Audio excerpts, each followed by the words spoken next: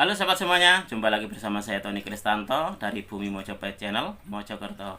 Nah sobat semuanya, di episode kita kali ini saya ingin mengajak kalian semuanya untuk mereview dari salah satu koleksi terbaru saya. Ini adalah temuan sungai dan ini juga termasuk dalam bentuk pusaka, tapi tidak berbentuk keris, tidak pula berbentuk tombak. Nah daripada penasaran, langsung saja kita akan review bersama.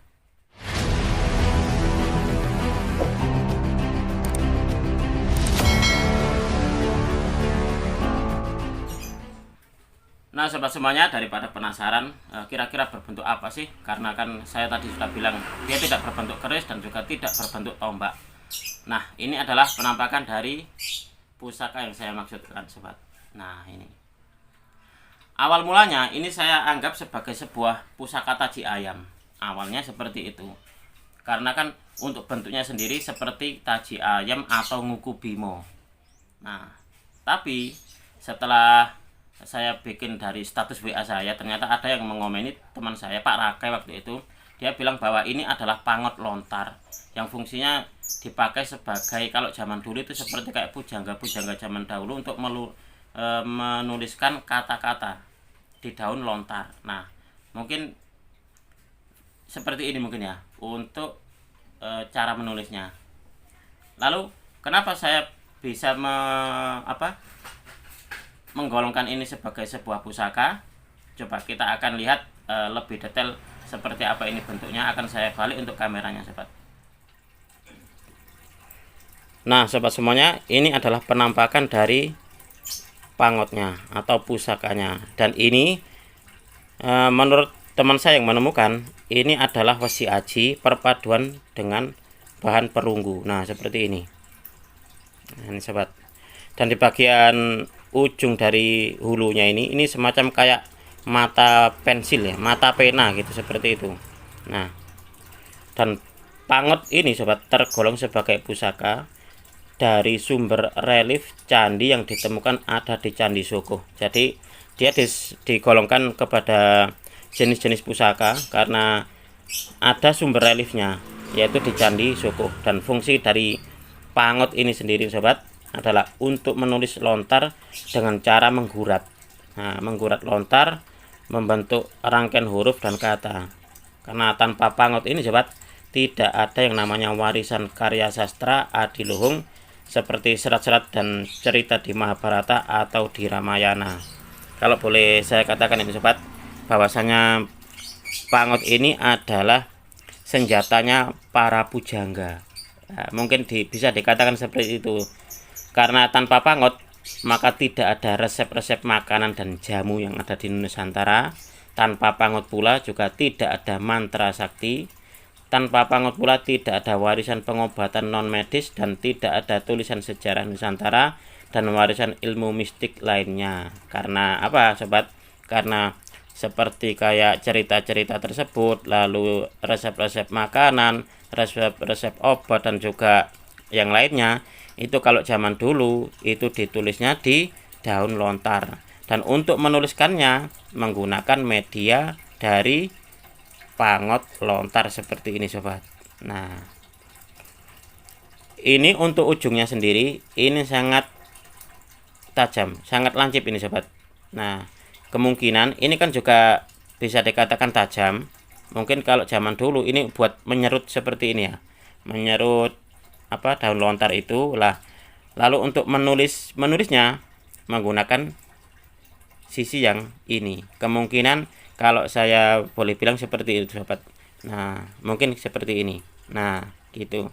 Dan ini bagian yang ini untuk menghaluskan atau ya membuang ini kayak membuang serabut-serabut dari lontar, mungkin seperti itu.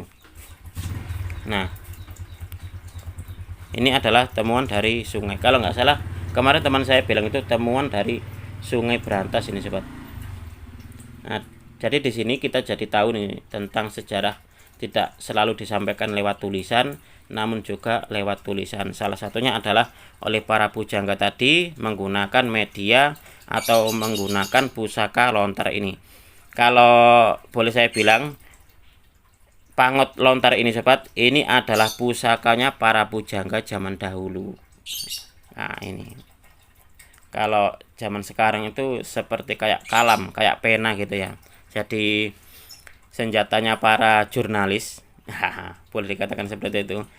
Pusakanya para orang-orang yang menggeluti dunia tulis menulis. Nah, itu kan pena kalau zaman sekarang. Nah, kalau zaman dulu pusakanya para pujangga itu adalah pangot lontar seperti ini, sobat.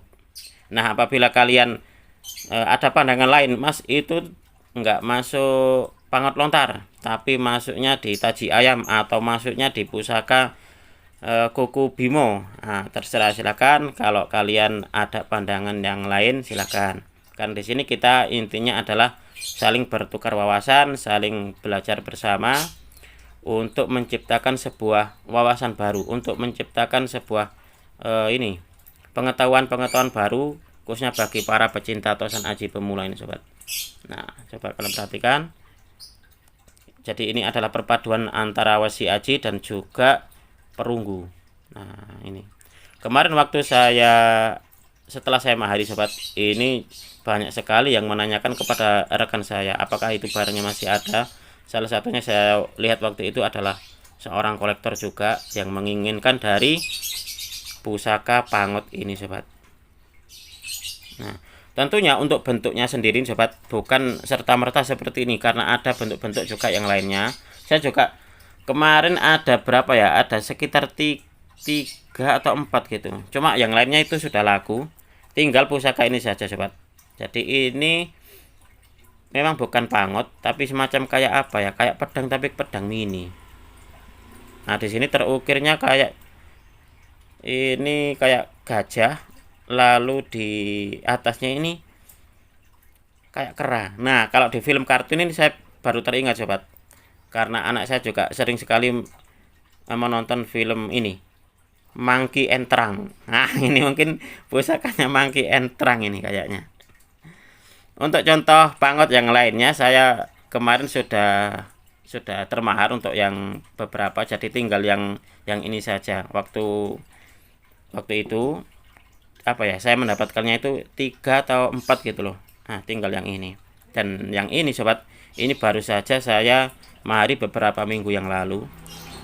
Nah, awalnya saya, wah, ini kayaknya bagus ya, mau saya koleksi pribadi. Tapi kok kayaknya enggak, udah ini saja, dimaharkan saja. Dan juga ini saya bikin videonya sebagai sebuah pembelajaran ini, sobat. Nah, ini sisi yang sini tajam, sisi yang sini juga tajam, dan sisi yang sini ini sangat tajam juga ini, sobat. Lancip ini. Nah, yang di sini juga lancip tapi agak tumpul, dan kalau boleh saya bilang ini fungsinya sebagai menulis di daun lontar atau di daun gebang. Nah, konon kata teman saya Pak Rakai seperti itu, dan waktu saya mencari-cari untuk referensinya memang begitu pula adanya. Nah, seperti ini. Nah, demikian tadi, sobat. Semoga video ini bisa bermanfaat bagi kalian semuanya, khususnya bagi kalian para pecinta tosan aji pemula, bahwasanya bentuk pusaka itu tidak serta-merta berbentuk keris, tidak juga berbentuk tombak. Ada kalanya dia juga berbentuk pangot lontar, yaitu pusakanya para pujangga zaman dahulu. Dan bagi kalian apabila menginginkan dari pangot lontar ini, silakan menghubungi di WA saya, dan apabila juga menginginkan dari pusaka unik ini juga silakan menghubungi di WA saya, karena ini keduanya saya maharkan. Sekali lagi, semoga video ini bisa menambah wawasan kalian semuanya, khususnya bagi para pecinta tosan aji pemula. Apabila ada salah kata dan juga ada kekurangan dalam saya menyampaikan sebuah review ini tadi, saya memohon maaf yang sebesar-besarnya.